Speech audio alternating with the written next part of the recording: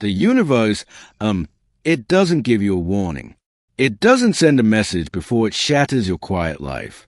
It just knocks on your door in the middle of a torrential downpour.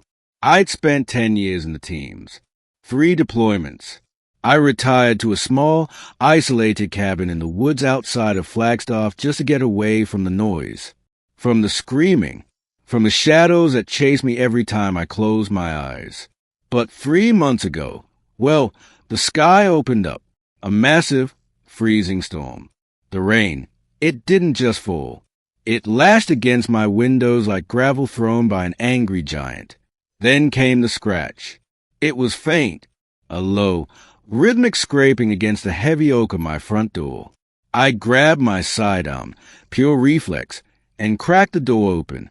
Standing on my porch, shivering so hard her teeth were clicking, was a German shepherd.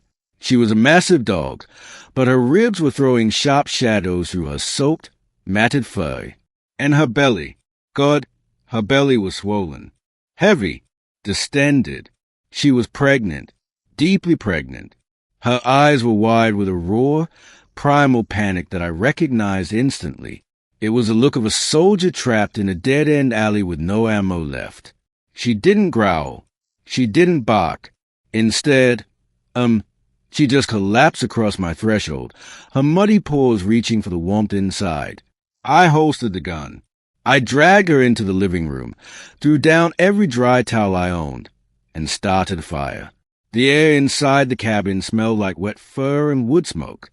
For 3 hours, I sat on the floor with her. I fed her scraps of dried beef. I rubbed her trembling flanks. By midnight, the first puppy arrived. She had 5 of them, 5 tiny, blind, squeaking lumps of black and tan fur. The mother, I started calling her Bella, lay there, her breath coming in shallow, exhausted puffs, licking her newborns with a fierce, protective devotion. For the first time in years, the noise in my head went quiet. I felt safe, but human logic says peace never lasts. Not for guys like me. At 3 a.m., the headlights cut through the dark. 2 blacked-out SUVs tore up my gravel driveway, their tires throwing mud against the side of my cabin. The engines idled, a low, mechanical rumble that vibrated right through the floorboards. Bella's ears instantly pinned back. She let out a wet, guttural growl, her entire body stiffening over her puppies. I looked out the window. 3 men were getting out of the vehicles. They weren't cops. They weren't animal control. They wore heavy tactical jackets, and their hands were buried inside their pockets.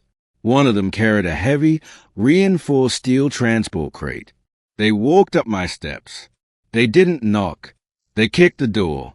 Inside, a voice shouted over the thunder, "We know the dog is here. Open up." My heart, it didn't race. It went cold. Ice cold. The old training, the SEAL instinct, just took over. I didn't open the door. I stood right in the center of the room, my hand resting on the grip of my weapon. "You're on private property," I called out. My voice was cracked like old leather, but it did not shake.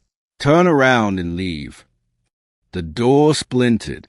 They hit it again, and the lock tore right out of the frame. The 3 men stepped into my living room, bringing the freezing rain and the smell of exhaust with them. The leader, a guy with a scarred face and a cold, dead stare, looked at Bella, then looked at me. "That animal belongs to a high-value breeding estate," Scarface said. He didn't look at my gun. He didn't care. "She escaped a week ago. She's worth $50,000. We're taking her. And the litter. Walk away now." All caps or emphasis can't describe the absolute rage that hit me right then. They looked at a mother who had run through a freezing forest to protect her unborn children, and all they saw was cash. All they saw was an asset to be liquidated. Total junk. "She's not going anywhere," I said. The 2 men behind him reached inside their jackets. They were pulling batons, tasers. They expected me to back down. Why wouldn't they? It was 3 against 1. I was just a retired guy in a flannel shirt. But Well, nobody expected what happened next. I didn't draw my gun. I didn't need to. Instead, I took one heavy step forward. I let the firelight hit my face, let them see the jagged scar running down my neck, the dead look in my eyes, the posture of a man who had survived 100 firefights in dirt they couldn't find on a map. I didn't yell. I lowered my voice to a gravelly whisper that cut right through the sound of the storm. I've killed men in 3 different hemispheres for doing a lot less than breaking into my home. I told them. You take one more step toward that dog, and I won't use a gun. I will break you apart with my bare hands. Test me. The room went completely dead. You could hear the wood in the fireplace pop. The 2 men in the back stopped. Their hands froze on their weapons. They looked at my stance.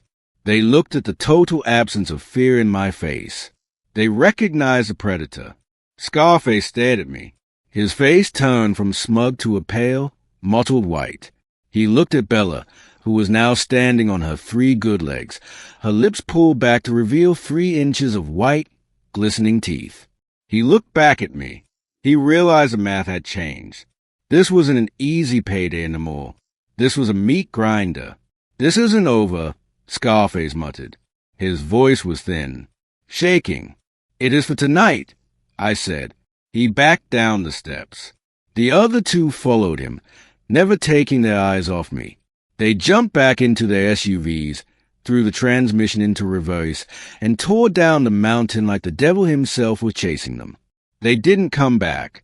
I called a local sheriff, an old buddy of mine, and by sunrise, we had a protective order and a paper trail that showed the breeding estate had been cited for animal cruelty twice before. Bella was legally mine. The universe thinks we're weak because we grow old and we seek peace. Strangers think they can walk into a quiet home and take whatever they want just because they have numbers and money. But they forget what happens when you push a soldier into a corner. They forget that our instinct to protect the innocent doesn't expire when we take off the uniform. So, next time you think about taking something that doesn't belong to you, don't tell us to walk away. Just run.